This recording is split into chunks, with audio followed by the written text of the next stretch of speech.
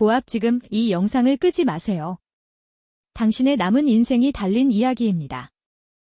오늘 아침 눈을 뜨셨을 때 제일 먼저 무슨 생각이 드셨나요? 아, 또 하루가 시작됐구나. 아니면 이랬나요? 어제 그 일이 아직도 마음에 걸려. 이달 말 병원 결과가 두렵다. 자식한테 연락해야 하는데 또 바쁘다고 하면 어쩌지? 혹시 이런 분 계신가요?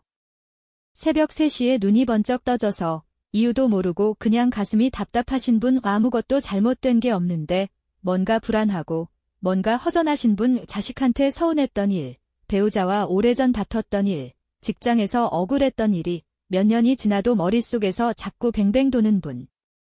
아니면 반대로 앞으로 어떻게 되려나 하는 불안이 밥상머리에도 따라오고 산책길에도 따라오고 잠자리에도 따라오는 분.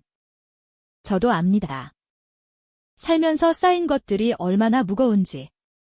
세월이 지나도 사라지지 않는 그 찐득찐득한 기억들의 무게가. 그리고 앞날을 생각할 때마다 밀려오는 그 막막함이. 저는 한때 그 감옥 속에서 살았어요. 아침에 눈을 뜨면 어제 일 생각하고 저녁에 눕기 전엔 내일 걱정하고. 그 사이에 오늘은 그냥 흘러가 버렸어요. 마치 제 인생에서 지금 이 순간만 빠져 있는 것처럼. 그런데 어느 날 저는 아주 이상한 책 한 권을 만났습니다. 200년 전 독일 철학자가 쓴 책이었는데 그 책이 제 삶을 통째로 흔들어 놓았습니다.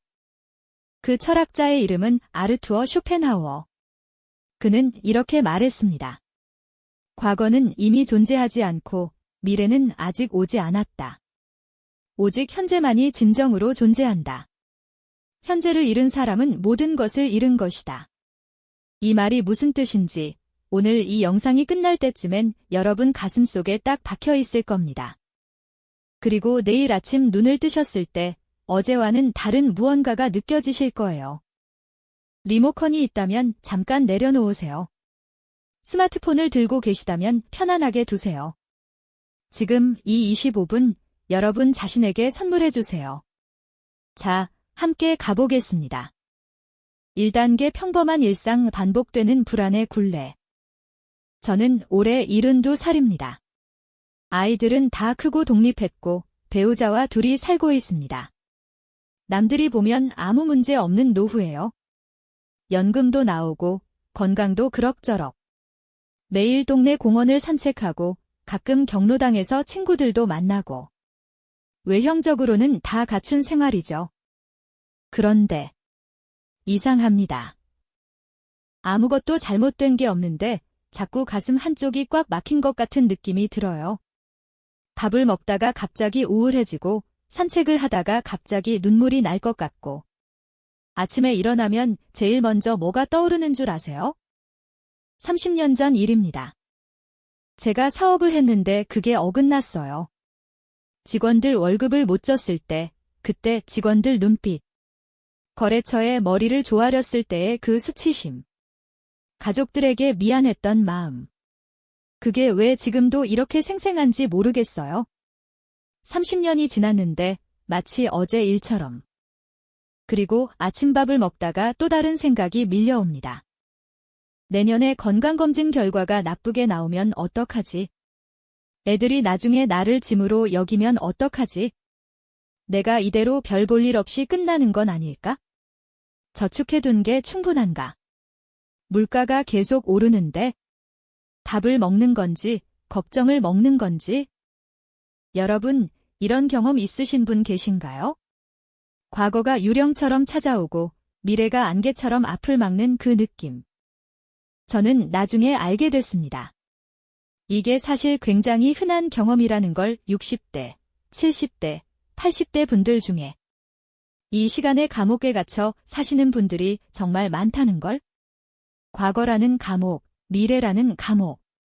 그 두 개의 감옥 사이에서 오늘이라는 시간은 그냥 지나쳐버리는 거예요. 그게 바로 오늘 우리가 이야기할 핵심 주제입니다. 그리고 그 감옥에서 나오는 열쇠를 쇼펜하우어가 갖고 있습니다. 퀴즈 1. 다음 중 과거와 미래의 불안의 특징으로 맞는 것은? 현재 눈앞의 문제에서 직접 비롯된다. 지금 이 순간에 존재하지 않는 것에 대한 걱정이다. 나이가 들수록 저절로 사라진다. 마음이 약한 사람만 겪는 특수한 증상이다. 하얀색 체크표 정답. 지금 이 순간에 존재하지 않는 것에 대한 걱정이다. 2단계 쇼펜하우어의 등장 시대를 앞선 고독한 철학자. 어느 날 저는 도서관에서 아주 낡은 책 한 권을 빌렸습니다. 표지에 영어로 쇼펜하우어라고 쓰여 있었어요. 쇼펜하우어.